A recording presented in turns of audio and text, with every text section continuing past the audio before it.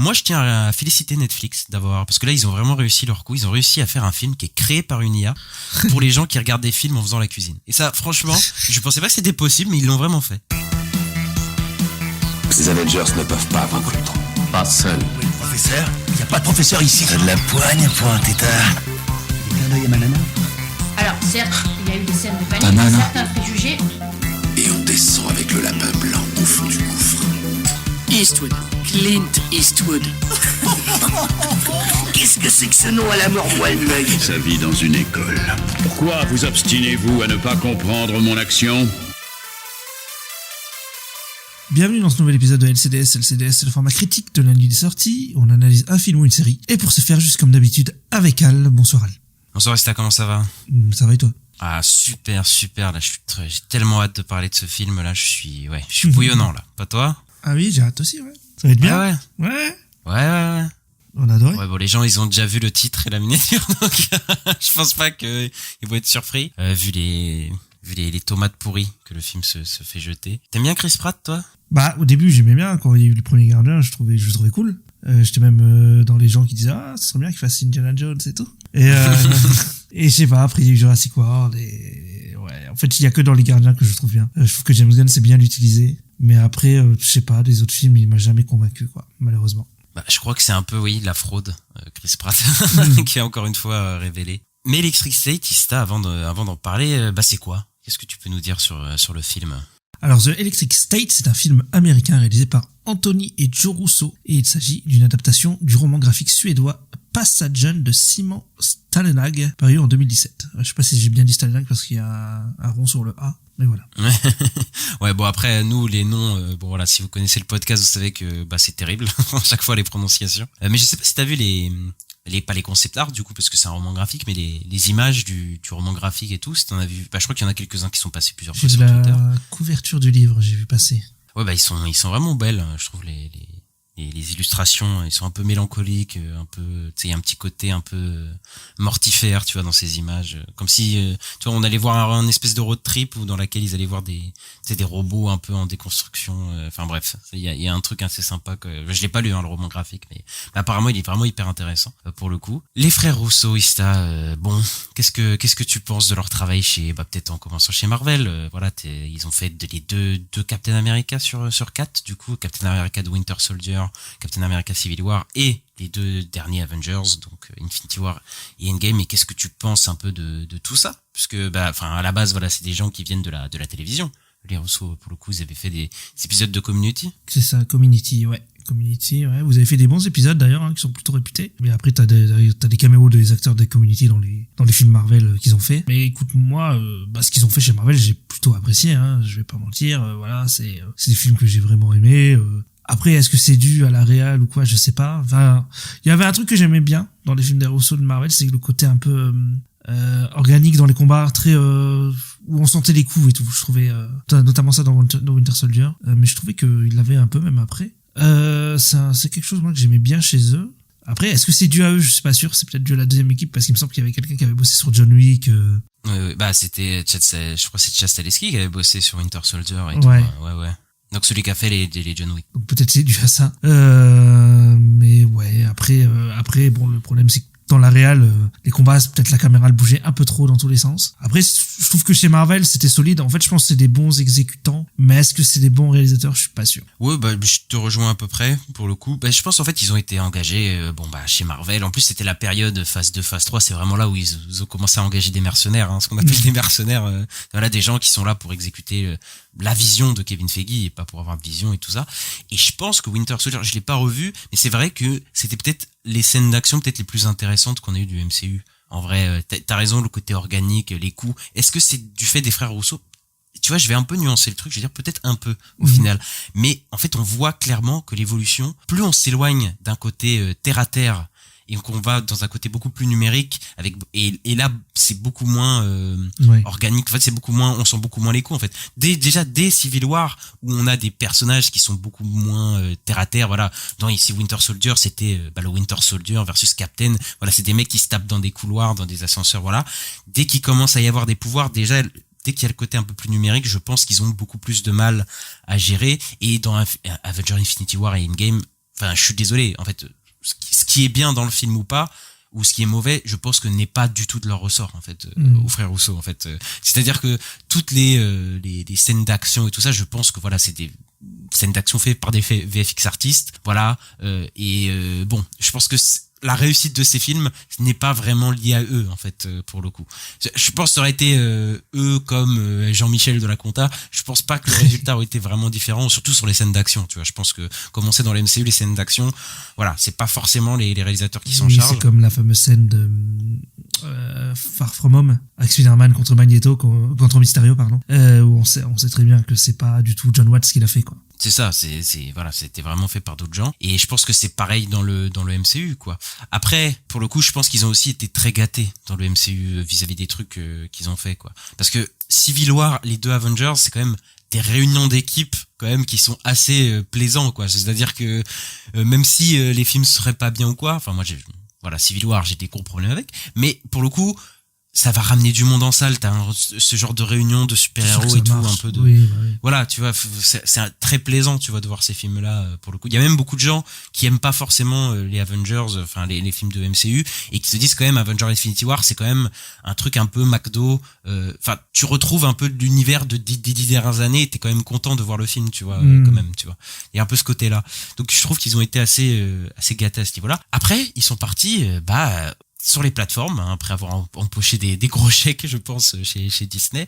Ils ont fait Cherry, voilà, je sais pas, c'est pour Apple, je crois, Cherry. Hein. Ouais, en fait, je crois qu'ils ont fait leur société de prod, hein, qui s'appelle AGBD, enfin, il y a le AGBO. Oui, mais c'était distribué par Apple, il me semble. Enfin, ouais, sur la plateforme. J'ai pas vu Cherry, voilà, ça utilisait Tom Holland d'une manière un peu différente du MCU, je crois que c'est un truc un peu plus sombre. Enfin, ils se voulaient un peu film d'auteur, le film, et je crois que ça a pas très bien marché, en tout cas. Les retours que j'ai eu n'ont pas été très bons. Et après, ils ont fait le gros blockbuster d'action de Greyman. Toi, t'avais vu 30 minutes du film, je crois. Oui, j'ai pas regardé en entier. Bon, ça se regardait, mais c'était un peu con, quoi. Bah, en fait, le truc, c'est que ça a essayé d'être un genre de melting pot de film d'action, en fait. C'était ça, en fait. Sauf qu'en fait, dans l'action, on comprenait pas grand chose. Et en plus, c'était rempli d'effets numériques. Enfin, voilà, pour le coup, le côté Winter Soldier, je trouve que, il était pas du tout là, voilà, pour le coup. Et moi, le plus gros problème que j'ai avec les Rousseau, c'est qu'au sein du MCU, ils étaient là pour appliquer ce que Kevin Feige faisait. En tout cas, la vision Marvel, entre gros guillemets. Ici, en fait, dans le de Greyman, il y avait aucune identité, en fait. Ouais. Vision Netflix. Voilà, le côté Netflix, c'est des gars qui viennent de la télé, on le sentait, quoi. Ils essayaient d'être un melting pot de Jason Bourne, Mission Impossible, etc., avec Ryan Gosling en héros principal, mais le film avait rien de nouveau, rien de neuf, rien de vraiment transcendant, et il y avait même aucun discours, vraiment.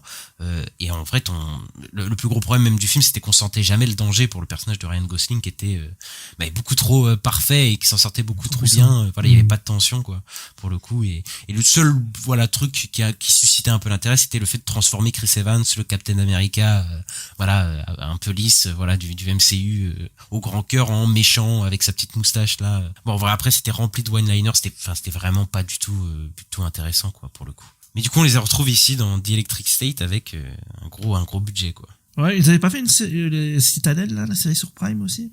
Je sais qu'avec leur société de prod, ils produisent beaucoup de choses, parce que les comment ça s'appelait, les trucs avec Chris Hemsworth là sur Netflix là. Oui, Extraction là, je crois que ça s'appelle en anglais. Oh non, oui, chez nous ça s'appelle Tyler Rake, mais oui, c'est Extraction. Voilà, c'est ça. Et les deux, c'est eux qui les ont produits, donc ils produisent pas mal de choses, donc c'est possible, mais voilà, en film c'est pas ça. On a une petite anecdote sur qui devait réaliser le film aussi à la base, Ista. Oui, c'est le réalisateur de The Flash, Andy Muschietti, qui devait à l'origine réaliser le film.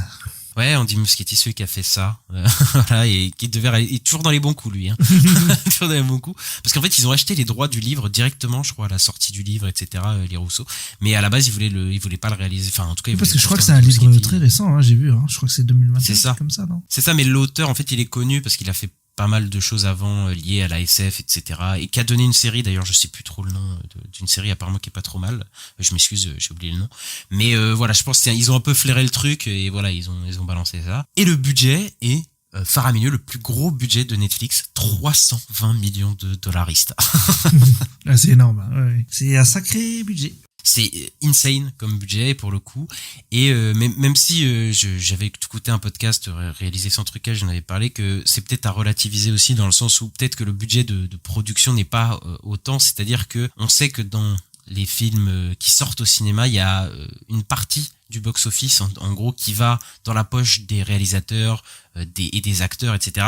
Et comme le film sort directement en streaming, donc il n'y a pas de sortie salle, il n'y a pas de revenus sur box-office, et il y a ils doivent compenser Netflix peut-être par rapport à ça. Et donc du coup, c'est peut-être aussi pour ça que le film coûte très cher, il coûte 320 millions. Ça se trouve, il y a 150 millions qui sont partis dans les acteurs et les réalisateurs, ça se trouve. Donc la moitié du budget, ça se trouve, est parti là-dedans. Donc c'est aussi à relativiser. Mais dans tous les cas, c'est un budget énorme, hein, même si on sait que voilà, c'est peut-être parti dans les poches des réals et des acteurs. 320 millions, c'est insane comme budget. Bon, Ista, on va y aller? On y va. Allez, on parle du film. Si des robots aident des humains, Ça part en cacahuète. Sans vous offenser. je commence à avoir l'habitude.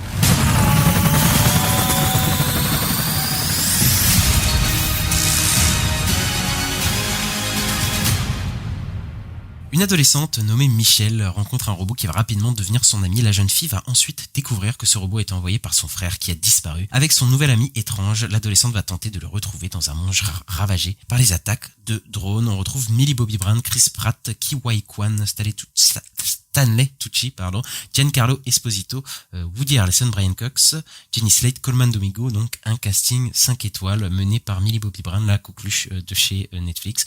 Ista, je vais te poser la traditionnelle question. Qu'est-ce que tu as pensé rapidement sommairement du film de Electric State? C'était pas terrible. Tout à l'heure, t'as parlé, t'as dit, ouais, j'ai vu la couverture du livre, j'ai cru que ça allait être un road trip et tout. Enfin, moi, j'ai cru que ça allait être un road trip, le film. Mais en fait, ce n'est pas un road trip. Sur le coup. Parce qu'ils vont se retrouver enfermés pendant 45 minutes au même endroit. Donc, ça va pas du tout, voilà. Mais, non, c'est pas terrible. Millie Bobby Brown, elle sait pas jouer, quoi. Enfin, sur le coup, moi, je trouve qu'elle dégage rien, en fait. Surtout ça, le problème. C'est que, en fait, j'y crois pas et je trouve ça pas très intéressant. En fait, elle arrive pas à m'engager. Quand il est censé y avoir de l'émotion ou quoi, moi, ça me fait rien du tout. Donc, sur moi, ça marche pas. Après, je trouve les designs, quand même, des robots un peu originaux, un peu sympas. Voilà. Pour donner un truc un peu positif au film. Après, je trouve que le film est surtout très plat, en fait. Et, en fait, il se passe pas, enfin, je sais pas. C'est pas été très, très investi dans ce film. En fait, ce que j'ai aimé, c'est quand il t'explique tout le lore et je me suis dit, putain, mais ce film-là, j'ai envie de le voir. Le tout début du film, là, quand il t'explique toute la guerre et tout. Et en fait, t'as le après. Et en plus, je trouve que c'est un peu bizarre comment c'est raconté parce que, enfin, t'as pas tellement l'impression qu'il y a eu la guerre, en fait, je trouve. Ouais. Quand t'es avec Millie Bobby Brown et tout, c'est un peu bizarre. Et quand ils te disent, mes parents sont morts et que tu penses qu'ils sont morts à la guerre, non, ils sont pris une biche. Moi, j'ai rigolé, voilà. C'est hilarant ce moment. Bon, non, mais c'est le pur film Netflix à $200 000 qui sert à rien, mais qui va sûrement cartonner. Enfin, moi, je pense qu'il va peut-être, que plein de gens vont regarder parce que, voilà, ils allument Netflix, ils voient ça en première page et puis ils lancent parce qu'ils savent pas quoi regarder, quoi. Ah, je sais pas, j'ai pas l'impression bon, après, de toute façon, les films Netflix, des fois, on a l'impression qu'ils suscitent rien comme intérêt, et au final, ils font, Netflix te sort les chiffres, et c'est les trucs les plus vus du monde, donc voilà. Moi, je tiens à féliciter Netflix parce que là, ils ont vraiment réussi leur coup, ils ont réussi à faire un film qui est créé par une IA, pour les gens qui regardent des films en faisant la cuisine. Et ça, franchement, je pensais pas que c'était possible, mais ils l'ont vraiment fait. Tu vois, pour le coup, là, si c'était l'objectif, c'est réussi, vraiment.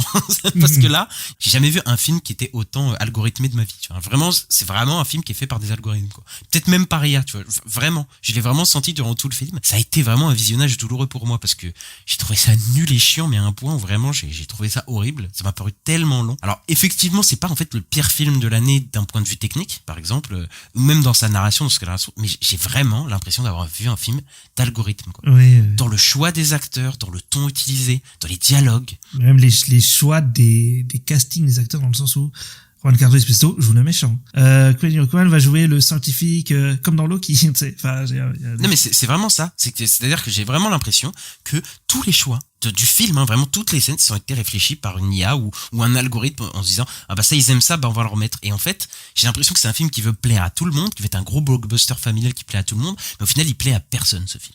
Et vu la réception du film, je crois que vraiment les gens s'en sont rendus compte tellement ce produit, c'est un produit, enfin vraiment, j'aime pas dire qu'un film est un produit, mais ça c'est un produit vraiment aseptisé et qui ne raconte rien, quoi.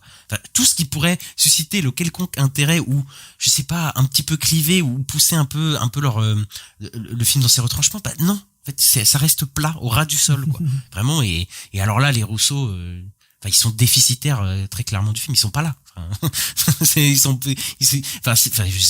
il y a personne à la barre, enfin, vraiment quoi. Et c'est terrible quoi comme film. Parce que techniquement c'est pas le pire film de l'année. Non. Mais en fait c'est le film qui me rend le plus triste de l'année. Vraiment hein, pour le coup quoi. Parce qu'en fait techniquement il est pas dégueu en vrai ce film. Non, mais moi j'ai dit les robots, je les ai trouvés bien faits et même enfin je trouve que ça, tu vois, ils font pas CGI dégueu comme on a eu dernièrement ces dernières années avec Thor 4 ou ce genre de choses. Là ça me paraît assez réaliste. Enfin les robots, t'as l'impression que tu peux les toucher et tout. Ils sont super bien faits hein, les robots. Y a pas de souci. Ah ouais, mais c'est, moi je suis d'accord, les FX sont vraiment pas dégueux. Tu vois, surtout par rapport à d'autres prods de blockbuster et même par rapport à d'autres prods Netflix qui eux sont vraiment dégueulasses hein, les prods de Netflix, faut dire le coup sur les fonds verts et tout. On se rappelle du Dragon de The Witcher, voilà. Ouais, enfin, vraiment, il y a des trucs, c'est un peu du détournement de fond, t'as l'impression sur certaines prods Netflix. Ici, ça va, franchement, les interactions entre les robots et les humains, on y croit vraiment, tu vois, qu'ils se touchent ou quoi, tu vois, il y a vraiment un bon travail à ce niveau-là. Mais en même temps, 320 millions de dollars, faut pas déconner. Enfin, heureusement que tu vois, c'est propre à ce niveau-là. Il y a quelques fonds verts un peu dégueux et un personnage, là, notamment, genre, Mr. Peanut, que je trouve, qui est pas non plus incroyable, tu vois. Mais sinon, globalement, ça se tient quoi, vraiment pour le coup. Ouais, bah clairement. Mais le problème de ce film visuellement, c'est pas les FX, c'est vraiment que ça a pas de gueule du tout en fait. Enfin, c'est vraiment un produit Netflix quoi, c'est-à-dire que il y a pas de DA, c'est tout gris, ouais, je vois, ouais, c'est. Pourtant, j'ai l'impression que des fois ils essayent. Il y a une espèce de cimetière de robots géants et tout, mais en fait ça s'attarde pas du tout sur ça. Non, en fait. bah non, pas du tout. En fait, on dirait que ça a coûté 300 millions peut-être sur les FX, mais sur l'ambition et tout, c'est tellement plat dans la mise en scène, c'est tellement plat et moche dans la mise en scène, c'est-à-dire que fais-moi vivre ton univers en fait. Là t'as un univers de SF de rétro-futuriste et tout, avec des un peu des déserts de robots, etc. En plus tu te dis tu vas partir en road trip, donc tu vas voir des paysages et tout, mais jamais de la vie on s'attarde sur quoi que ce soit, sur ces décors quoi. C'est assez dramatique de voir un road trip, enfin, un film qui se veut c'est être que un des road trip, déserts qui en fait, c'est que des trucs où y a pas grand chose. mais même le désert on s'y attarde même pas tant que ça en fait. Ouais. Je vois en fait dans ce monde je serais incapable de dire vraiment ce qui le constitue quoi. On voit quasiment rien de ce monde. Le film refuse à tout moment la contemplation, c'est-à-dire que il va s'attarder sur rien. Parce que faut que ça aille vite en fait. Faut que ça aille vite, faut qu'il y ait toujours un truc à l'écran, faut toujours qu'il y ait une blague, faut toujours qu'il y ait une péripétie. Ça c'est vraiment encore une fois un côté algorithmique du coup. Et du coup le film s'arrête jamais sur rien. Et donc il est intéressant jamais sur rien quoi. Et c'est vraiment terrible quoi. Ouais, bah c'est le problème, c'est que voilà, c'est très plat quoi. Comme je disais au début. Et de toute façon Ista, cet univers, moi je sais pas si l'univers du roman graphique est mieux, mais ici j'ai vraiment l'impression que c'est pas inventif du tout quoi. Enfin en tout cas j'ai vraiment. Enfin, moi, la DA t'as plutôt plu. La DA rétro-futuriste. Ouais, ça va, ouais. Moi, ça me sied pas du tout. Enfin, pas énormément, mais encore, ça, c'est une question de goût. Voilà. Oui. Tu vois, les robots, tout ça. Mais c'est vraiment le côté sans âme, quoi. Parce que, comme j'ai dit, j'ai vu le roman graphique. Tu vois, j'ai vu des images du roman graphique. Et en fait, ils ont repris, en fait, quand tu regardes le roman graphique, on a vraiment l'impression d'avoir les concept art du film, tu vois. Ouais. Sauf qu'à chaque fois les concept art ils sont mieux que le film. Tu vois ce après, que je veux dire, c'est à chaque fois c'est à chaque fois le problème quoi, parce qu'ils ont repris des robots, des designs et tout ça, sauf que c'est sans âme, il y a pas du tout le côté mélancolique, mortifère du roman graphique, etc. C'est vraiment t'as l'impression que c'est sans la substance en fait du film quoi. Ouais, mais moi ce que je trouve moche par contre c'est les robots des humains là, je les trouve vraiment dégueulasses. Ceux qui les robots des humains lesquels? Ah oui, ceux où tu as Giancarlo Esposito, enfin ceux qui appartiennent aux humains quoi. Oui, où on a leur tête qui s'affiche. Ouais, c'est trop moche. Oui. C'est horrible, je trouve. Oui, en fait, c'est générique as fuck à ce moment-là, quoi. Si tu mets la tête des humains dessus. Mais il y a un délire un peu nostalgique, encore une fois, en plus, d'ailleurs. Ça, c'est le délire d'algorithme, ça. Ça se passe évidemment dans les années 90, pour le coup.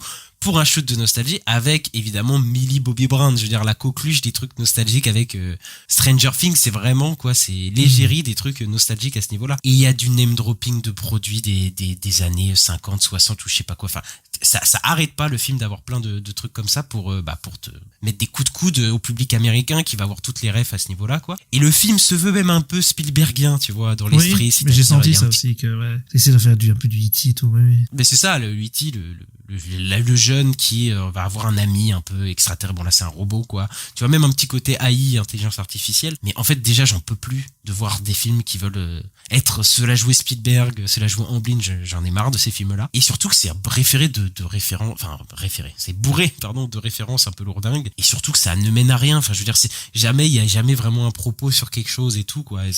Enfin pour moi les Russo c'est vraiment des faiseurs sans âme et talent quoi. Enfin là au bout du 3e film sur le MCU, je pense que là on peut le dire quoi, c'est bon. Ouais. On peut l'avouer. Je pense aussi, ça devient compliqué. Parce que comme on disait dans le moule Marvel en fait ça passait, je pense vraiment la vision de Kevin Feige ça passait un peu. Mais là dès qu'ils ont eu la liberté de faire quelque chose, en fait ils ont la liberté de faire en fait juste des produits lambda génériques en fait, et c'est assez compliqué. Même au niveau de la mise en scène on est d'accord, il y a rien du tout quoi. C'est vraiment il y a pas de plan que je pourrais te ressortir ou quoi, ouais, clairement non, il y a rien spécialement que je peux ressortir, ouais, je t'avoue. C'est champ contre champ le film, il raconte. Ouais, c'est ça. Il raconte absolument rien visuellement ce film. Je saurais même pas te dire un mouvement rien, genre vraiment rien du tout quoi. Ils sont absents les frères Russo littéralement. Et la bataille finale, oh là là, elle est d'une mollesse. Franchement c'est dur quoi. C'est dur d'égaler ça, on est d'accord quand même. Ouais, c'est pas ouf, On regrettera les finales des derniers Avengers quand même. Oui, bah c'était largement mieux. Hein. C'était réussi, là c'est pas réussi du tout, j'avoue. Au moins t'avais des personnages auxquels tu croyais quoi, un peu. Ouais. Après moi j'aime bien juste le robot de Chris Pratt, je le trouvais un peu sympa, voilà. C'est le seul que je trouve un peu sympa. Qui est doublé par Anthony Mackie, mais déjà on les reconnaît jamais les acteurs, c'est abusé, on est d'accord. Bah moi j'ai rien reconnu du tout. Oui, enfin sur le coup, à part ceux que oui, mais parce que tu m'as dit que les robots ont des voix d'acteurs connus, mais en fait moi j'ai reconnu personne. Alors, sur le coup je savais même pas que c'était les acteurs. Mais il y a Brian Cox, genre Woody Harrelson et le robot que t'aimes bien, c'est Anthony Mackie je crois, qui double. Mais en fait, comme ils ont des voix robotisées, modifiées, ben en fait, tu les reconnais jamais. Mais eux, c'est le plus gros chèque qu'ils ont eu de leur vie, hein.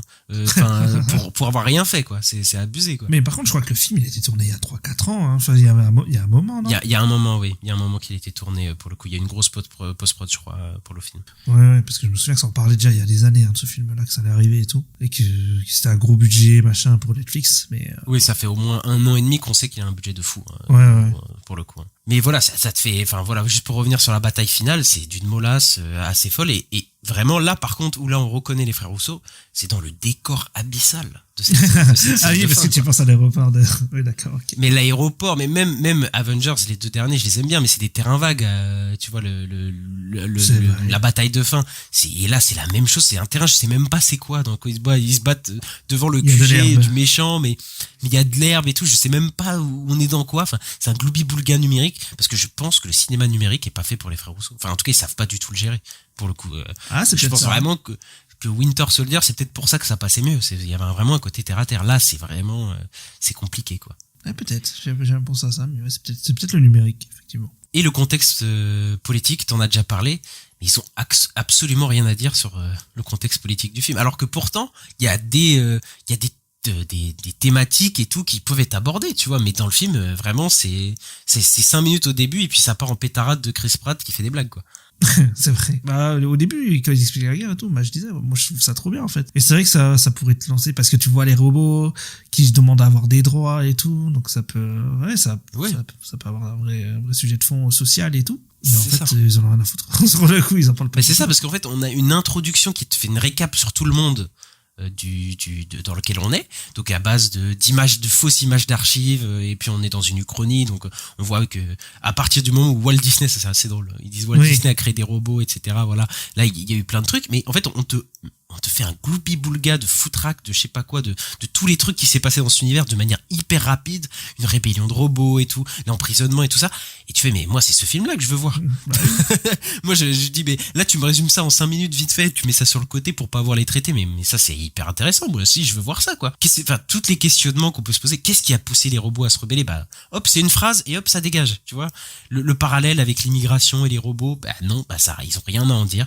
Il y a plein de trucs comme ça qui est passé à la trappe pour pas les traiter parce que bah peut-être s'ils doivent traiter ça, bah ça va peut-être perdre des gens, tu vois. Donc bah non, faut passer à faire des blagues et des trucs quoi. On passe de péripétie en péripétie comme j'ai dit, c'est un moment même je me suis dit ils arrivent dans le désert là des robots tout ça où ils sont emprisonnés. On te dit qu'il y a des robots charognards. Je sais pas si tu vois ce oui, je vois comment ils sont, oui. Et on te dit il y a des robots charognards qui se nourrissent d'autres robots et tout ça, et en fait bah c'est tout.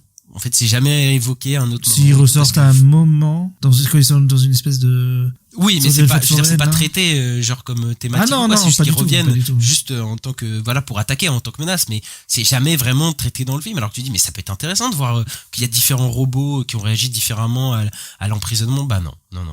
Et ce discours de fin, mais quel enfer! Ce discours de fin de Millie Bobby Brown. Ah oui, il est nul. Le message à la télé, en fait, j'ai même pas compris pourquoi elle a fait ce message. J'étais en mode, mais c'est pourquoi?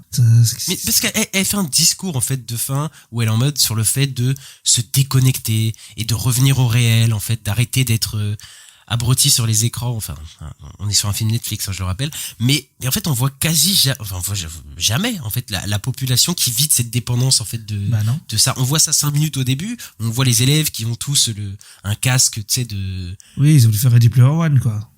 Ouais, c'est ça. Pareil, à la fin, mais en fait, ouais. c'est jamais traité. On les voit jamais après dans le film passer les 10 premières minutes dans son road trip débile là.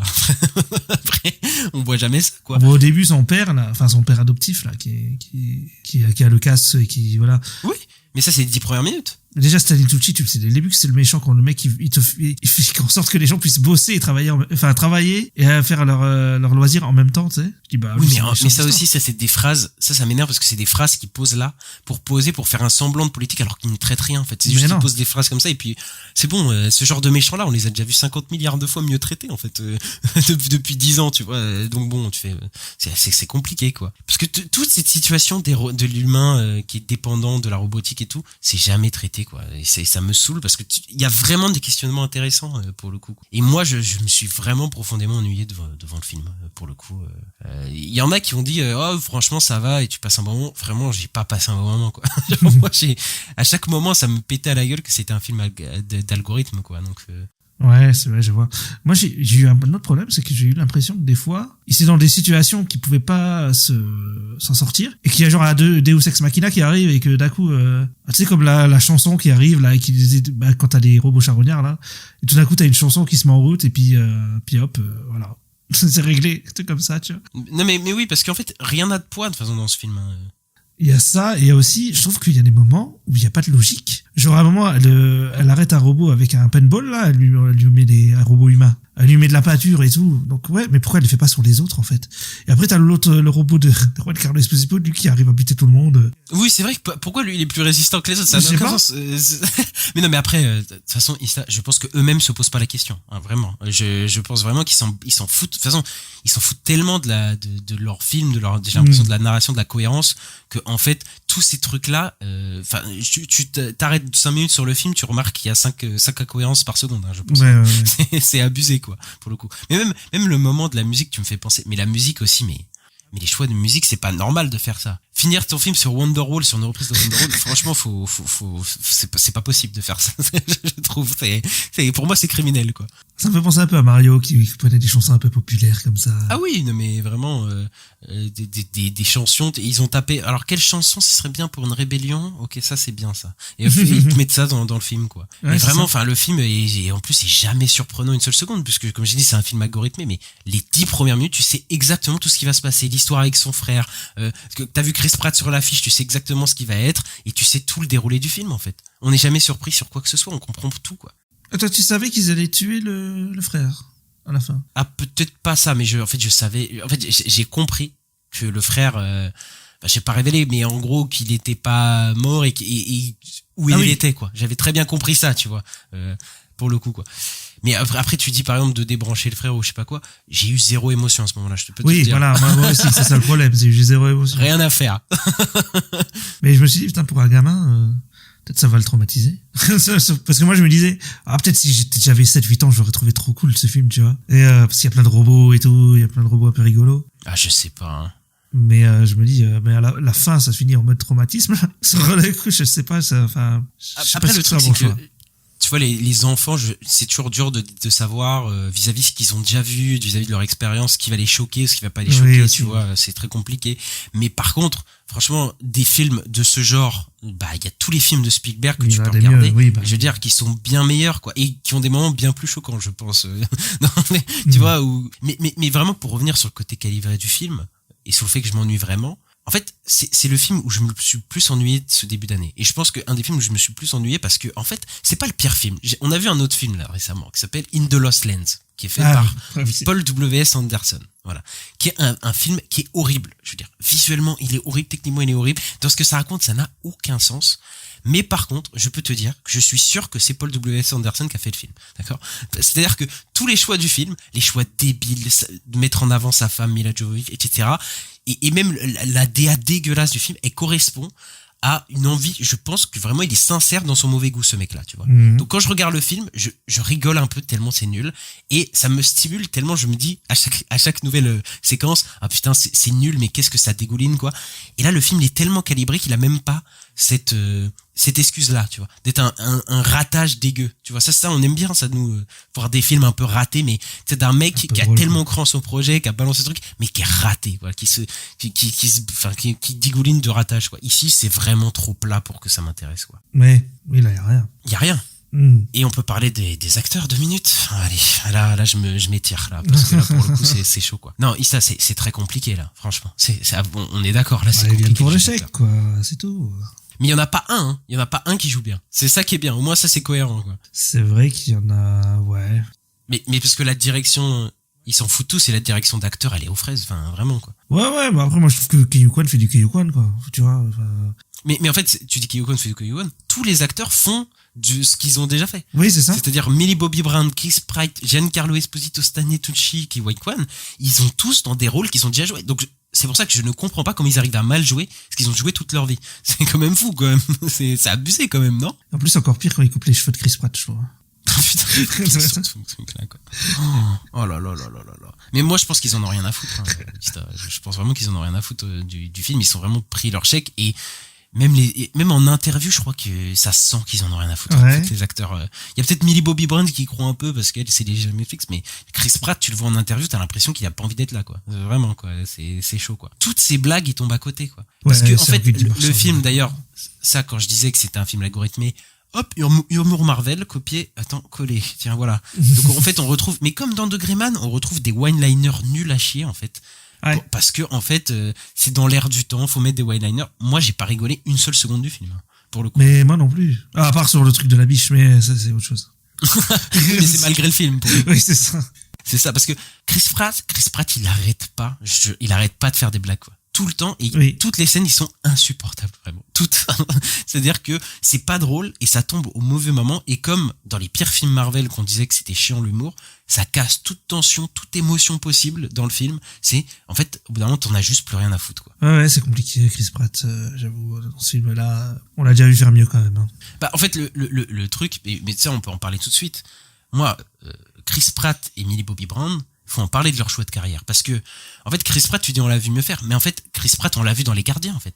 Les Gardiens, c'était bien. Je suis Oui. d'accord. Mais en fait, tu passes Les Gardiens, toute sa C'est pas carrière, bien. elle est horrible, Chris Pratt. Le mec est dans Garfield, Jurassic World et des trucs comme ça. Enfin, et Millie Bobby Brown, c'est pareil, en fait. C'est des mecs, enfin, des acteurs qui ont percé dans des séries, dans des films. Voilà, je suis d'accord. Les Gardiens, moi, j'aime beaucoup. Et Stranger Things, bon, j'avoue que je jette un peu des tomates pourries dessus, mais ça reste quand même une série assez quali, en vrai, quand même, qui a révélé des acteurs. Et mais qu'est-ce qu'ils en ont fait? Enfin, Millie Bobby Brown, elle joue dans Damsel, elle a fait des Godzilla horribles, là. Non, mais franchement, leur carrière, elle est... Bah après, là, dans Stranger Things, j'ai l'impression, à part Joseph Quinn, les autres, comme celui qui joue toujours bah, celui qui a les cheveux bouclés, là, c'est pareil, il lui fait que des films pas terribles, là, Ghostbusters, tout ça. C'est les derniers. Ah, Finn Wolfhard. Après, il était quand même dans ça, et je crois Il qu'il est était quand dans même, ça, ouais. il a fait, parce que là, pour le coup, je vais le défendre un peu, lui, même si je m'en fous. Il a fait des films indés un peu, tu vois. Il a fait le premier film de Jesse Eisenberg, il a fait d'autres choses, il a un groupe de musique. Donc ça va, il se différencie un peu. Après, c'est pas la folie non plus, je pense, sa carrière. Mais déjà, il a plus de diversité dans sa carrière que Millie Bobby Brown, quoi. Parce que entre Damsel, Ouais. Non, mais c'est vraiment l'égérie Netflix, c'est vraiment Netflix, ils la prennent vraiment comme, c'est le visage de la compagnie, quoi, maintenant, Billy Bobby Brown, quoi. mais, enfin, c'est terrible parce qu'elle joue pas très bien. Ben non, Enfin, je suis je le désolé, sais, mais c'est ça le problème. après, peut-être aussi c'est du fait qu'elle a pas des bons personnages à jouer, tu vois. Aussi, pour le coup. peut-être. Elle joue encore l'héroïne ado badass, tu vois, voilà, comme elle joue à chaque fois. Ouais, dans- mais dans là, ses ils essaient films. de la faire, ouais, badass rebelle, et je trouve que ça marche pas du tout, hein. Non, mais parce que le personnage est pas du tout incarné. Je veux dire, son trauma, tout ça, ça n'a aucun sens. Par exemple, là, t'as rappelé le trauma de la voiture, je trouve ça ridicule. Mais moi, il y a un truc que je comprends pas. C'est pourquoi elle déteste la technologie au début.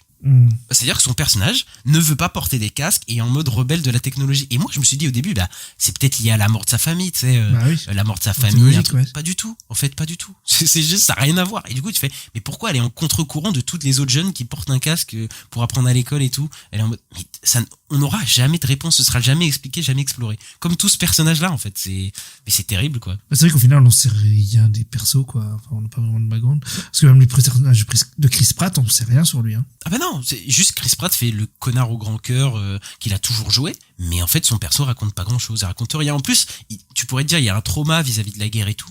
Oh bah alors là, rien du tout, quoi. Surtout que je crois qu'on le voit au tout début dans le flashback. Ouais, c'est ça, ouais. On le voit, il dit, c'est pour ça que je dis qu'il était soldat, on voit qu'il était soldat et tout. Peut-être qu'il a il a rien à dire sur son passé de soldat. Non, il en parle pas du tout après. Non, c'est que je suis Star-Lord et voilà, quoi. Sauf que ça marche moins bien. Giancarlo Esposito fait Giancarlo Esposito, quoi. Oui, je voulais en parler, justement. Le retournement à la fin, je trouvais ridicule, ça. C'est vraiment arrivé comme un cheveu sur la soupe en mode, d'un coup, il veut plus tuer les robots, il devient gentil. Mais en plus, ce parcours de méchant qui se rend compte qu'en fait, l'humanité, enfin voilà, il y a peut-être plus d'humanité dans le robot que dans les humains. Mais en fait, c'est un truc classique que tu peux faire. Oui. Mais c'est tellement mal fait dans le film. Genre vraiment, il est là, c'est Giancarlo, il a une expression de visage, parce que c'est Giancarlo Esposito qui fait le méchant de Breaking Bad, donc du coup il le fait à chaque fois. Et il les pourchasse, et puis il fait, il y a une scène où il a une confrontation avec Stanley Tucci, et à la fin il fait, ok, j'arrête de tuer des robots.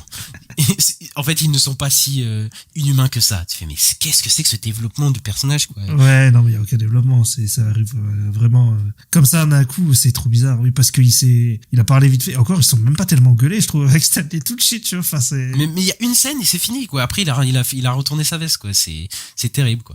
Et Stanley Tucci vient de prendre un chèque aussi. Enfin, là, c'est terrible, quoi. Le mec, c'est passé méchant à la Steve Jobs, en fait, qu'on a déjà vu depuis 10 ans, tu vois.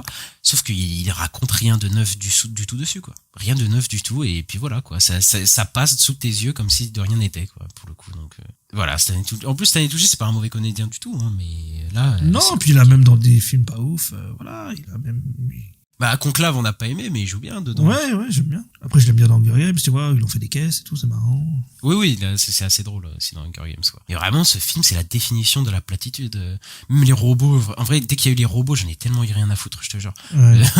C'est abusé, quoi. Le Mr. Peanut, il a un design, par contre, je trouve vraiment horrible. Pour le coup, le chef des robots, là, Mr. Peanut, avec son chapeau, là, qui est doublé par Woody Harrelson, qu'on reconnaît pas une seule seconde. Mais vraiment, ça l'a pas fait du tout pour moi. Après, j'étais tellement pas dans le film, de façon que ça aurait rien changé, quoi. Pas la factrice. C'est qui déjà? Je sais pas, il y a un robot facteur là. Ah oui. Oui, je crois que c'est Jenny Slate là qui le joue, c'est une actrice humoristique là. Mais okay. je m'en fous complètement. C'est pas. Je sais pas, j'ai l'impression qu'ils ont une caractérisation tellement de films d'algorithmés où ils ont, je sais pas, ils ont un trait de personnalité et puis voilà, c'est tout. Oui, c'est ça. C'est réglé, quoi. Ouais. Et c'est compliqué. Mais d'ailleurs là, j'ai vu des gens en parler. Quand je disais en intro, tout à l'heure, quand je résumais mon avis, j'ai dit que c'est vraiment un film fait pour les gens qui font la cuisine et tu sais, qui regardent pas l'écran. Oui. Mais dans les dialogues. Oui, t'expliques tout, quoi. Tout expliqué. Ouais. Constamment. Ils arrêtent pas de parler. Soit pour faire des blagues, soit pour raconter ce qu'on a vu, ce qu'on va voir ou ce qu'on a déjà vu. C'est quand même, c'est consternant, quoi. Oui, en plus, je crois qu'on avait eu une news comme ça il y a pas longtemps, un truc qui disait que Netflix, ils faisaient leur prod comme ça pour faire en sorte que même si tu regardes pas pendant 5 minutes ou que tu fasses le repassage ou quoi, que juste t'entends, tu comprends ce qui se passe à l'écran, quoi, sans regarder l'écran. C'est ça. Qu'en fait, les personnes sont constamment en train de dire ce qu'ils sont en train de faire ou ce qui s'est passé pour que tu perds jamais le fil. En fait, après, c'est pas nouveau dans les séries, c'est un truc qui date depuis le début des séries. Mais eux, ils l'ont assumé et ils ont produit des films avec cet esprit-là, quand même. C'est assez grave, quoi. Et je le sens tellement dans le film à chaque fois, parce que moi, malheureusement, j'ai pas fait la cuisine à côté. Donc moi, j'ai regardé le film comme moi aussi, j'ai regardé normal. Un bon spectateur. Voilà, j'ai regardé sur ma télé, j'ai vu. Et peut-être que j'aurais dû faire la cuisine, peut-être ça aurait été plus agréable. Regarder le film en faisant la cuisine, peut-être. Voilà, j'aurais mangé encore à côté, donc ça aurait été mieux. Mais en fait, c'est vrai qu'on le sent vraiment, ce côté-là de produit pour des gens qui regardent, qui font autre chose, et voilà, quoi. C'est terrible. Enfin, moi, c'est pour ça que je dis que c'est un film qui me rend triste, parce que c'est un film, tu te dis, mais Netflix valide ce genre de production à 320 millions pour que ce soit ça, quoi. Et tu te dis, mais l'avenir des prochains films de Netflix, tu vois, j'ai très peur, quoi. J'ai très peur.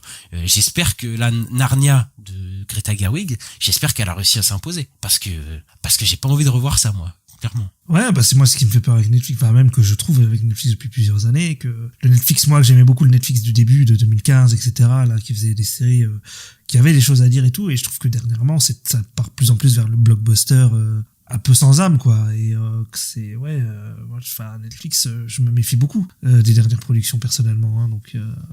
Bah oui, parce qu'à une époque, ils essayaient de s'acheter une légitimité, ils amenaient des cinéastes. Je dirais ils essayaient de faire un peu Netflix. la compétition à HBO, quoi, à une époque, tu vois. C'est ça, mais même dans les films, tu vois, les films, ils avaient pris, ils essayaient de distribuer ou d'acheter des films de grands réalisateurs pour avoir une certaine légitimité. J'ai l'impression que ils ont quand même fait un virage assez, il reste quelques personnes, quelques auteurs et tout, mais il y a beaucoup moins qu'avant et j'ai l'impression qu'on se dirige non, on y est déjà, ça fait déjà 2-3 ans que c'est comme ça, qu'on a des blockbusters avec Gal Gadot, avec là, il y a eu Jamie Foxx et Cameron Diaz qui ont fait un truc blockbuster d'action, hein, qui a l'air insipide au possible. Là, je pense que c'est ça, les grosses productions maintenant Netflix, c'est ça. Bah c'est ça, ouais. Ça, mais même, je t'avoue que j'ai même du mal, je me posais la question la dernière fois, est-ce que j'ai un film Netflix que je trouve incroyable et tout? Et bon, je sais qu'il y en a qui aiment bien The Irishman, voilà, qui est peut-être un des... Moi, j'aime beaucoup The Irishman. Bon, moi, j'ai eu du mal, mais sinon, si on enlève The Irishman, j'ai du mal à trouver un film que j'ai apprécié vraiment, qui vient de Netflix, quoi. Mais en fait, après, le truc, c'est qu'il faut distinguer aussi les films que Netflix a achetés et les a mis sur sa plateforme. Tu vois, par exemple, moi, Roma, de Alfonso Cuarón, c'est un film que j'aime beaucoup, que j'adore même, je trouve vraiment que c'est un super film, mais c'est pas un film qui est produit par Netflix, c'est un film qu'ils ont acheté, tu vois, et qu'ils ont mis sur leur plateforme, du coup. Mais bon, on peut dire que c'est un peu dans leur catalogue. Mais moi, Marriage Story, j'aime beaucoup ce film-là. Ça c'était bien, ouais. Ouais, mais tout ça, c'était il y a longtemps, quoi. Oui, c'est parce qu'ils ont fait un virage. Pinocchio de Del Toro, moi j'aime bien. En fait, le truc c'est que même les films qui sont moins bons, c'est-à-dire il y a des films moins bons. Je veux dire, David Fincher de Killer, c'est pas le meilleur film de David Fincher. Voilà, il y a des trucs comme ça où c'est un peu moins bien. Mais en fait, ça reste infiniment mieux que toutes ces merdes qui nous sortent en fait insipides. Oui, que c'est truc avec Gal Gadot et tout ça. Oui, on est d'accord. Ouais, c'est ça en fait. Donc bon, peut-être que c'est pas les meilleurs pour bon, moi je suis pas forcément d'accord, mais au moins tu reconnaîtras que c'est bien meilleur que tous ces merdes là qu'on a depuis quelques années, quoi. Oui, mais ouais, j'ai l'impression que de toute façon Netflix va vers ça. Après, je sais pas si ça va changer parce que on avait appris là qu'ils avaient changé de président, je crois, sur la direction des films, mais est-ce que ça bouge quelque chose, je sais pas. Est-ce que lui il va être dans une nouvelle optique, surtout que à chaque fois qu'ils nous sortent un film nul d'action, je sais pas quoi, ça cartonne apparemment. Ouais. Donc bon, est-ce qu'ils vont changer de direction? Bah j'aimerais bien que ce film-là marche pas autant, ça serait bien. Le gros à 320 millions, il floppe un peu, c'est sur leur plateforme parce que bon,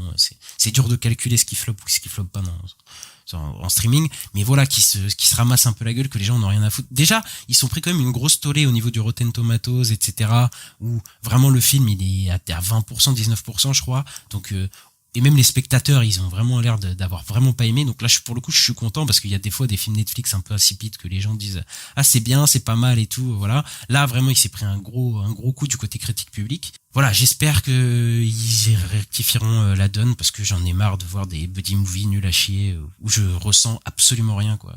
Pour le coup, mais c'est marrant ce que je disais tout à l'heure parce que c'est un film, j'ai l'impression qu'il veut plaire à tout le monde, mais où j'ai l'impression que personne ne ressort rien vraiment en sortant de ce film-là et qu'il a oublié, quoi. C'est tellement paradoxal, quoi. Ouais, bah à force de vouloir plaire à tout le monde, tu arrives à plaire à personne, quoi. Ça prend pas de parti et tout, donc bon, ça.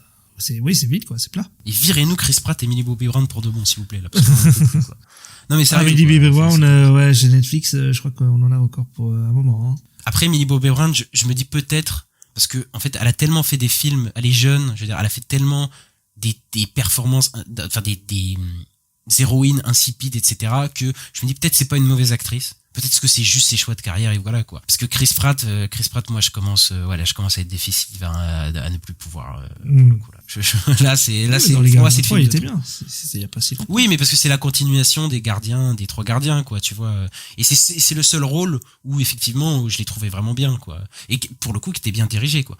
Mais dès que tu vas dans des trucs genre Passengers, Jurassic World et tout, il devient insupportable. Ouais, mais il faut peut-être juste le mettre avec un Montréal. C'est tout, hein. Peut-être qu'ils sont bien dirigés, c'est un acteur qui doit être dirigé. Ah bah, après, faut qu'il trouve, je sais pas, faut qu'il arrête ses projets de merde, ouais. C'est ça, voilà, c'est ça. Oui, parce qu'il y a Tomorrow War aussi sur Prime Video et ce genre de trucs. Ah oui, non, mais tout ça, ça avait l'air horrible. Ouais. Il avait fait une série, là, aussi, pour Prime Video, qui avait l'air nulle, là. Liste, je sais pas quoi, là, avec Chris Pratt. Bah, ça a tellement pas fait. C'était un genre d'action thriller, comme ils font toujours Amazon Prime. Enfin bref, quoi. Même dans les films où il pourrait changer, genre les 7 mercenaires là, et en fait il joue Chris Pratt, quoi. C'est abusé, quoi. Ouais, mais un jour, il dira avec Scorsese, on va dire, oh, comme The Rock. Bah ouais, The Rock, il a pris 10 ans, mais au moins il l'a fait. Quoi. Il a changé. Donc voilà, on espère. 10 ans, t'es gentil, hein. Ouais, non, mais parce que quand même, début 2010, il avait fait No Pain No Gain, des trucs un peu. Ah, bref. oui, c'est vrai. Donc voilà, c'est pour ça que je dis 10 ans, mais c'est vrai que la carrière de Dwayne Johnson, elle est pas folle. On va pas se Non. mentir. Bon voilà, moi j'ai rien à dire de plus sur ce produit un peu nul, voilà, c'est compliqué quoi. Bon, voilà, Ista, on va s'arrêter là, j'imagine. Ouais. Bah, on espère que vous avez aimé cet épisode, mais qui était rempli de sel. Qui était rempli de sel. On a déversé toute notre sel sur les plateformes de streaming et Chris Pratt et voilà quoi. Et Millie Bobby Brown. Après Millie Bobby Brown, voilà, on a craché dessus, mais pour le coup, il y a des gens quand même qui s'attaquent à elle, vraiment sur les réseaux qui sont, enfin, je trouve beaucoup trop virulent. Moi, je m'attaque à elle parce que je trouve pas que c'est une bonne actrice et qu'elle fait pas les bons choix, mais s'attaquer à son physique ou à sa manière d'être ou je sais pas quoi en interview, tout ça, enfin, faut arrêter. Genre, elle a rien fait de mal pour le coup. Si c'est juste une mauvaise actrice, bah, elle mérite pas de se faire se faire harceler ou quoi. Enfin, ça va aussi. Mais voilà, on espère que vous avez aimé cet épisode. N'hésitez pas à mettre le petit pouce en l'air, les 5 étoiles sur les plateformes qui sont dédiées, à nous suivre partout. On est disponible partout sur Apple Podcasts, Google Podcasts, Spotify, Deezer, Acast, voilà, Podcast Addict, et à nous suivre sur les réseaux sociaux @la nuit des sorties, donc sur Twitter, Instagram, YouTube, tout ça vous connaissez, et on se retrouve très bientôt, Ista. À bientôt. Allez, ciao.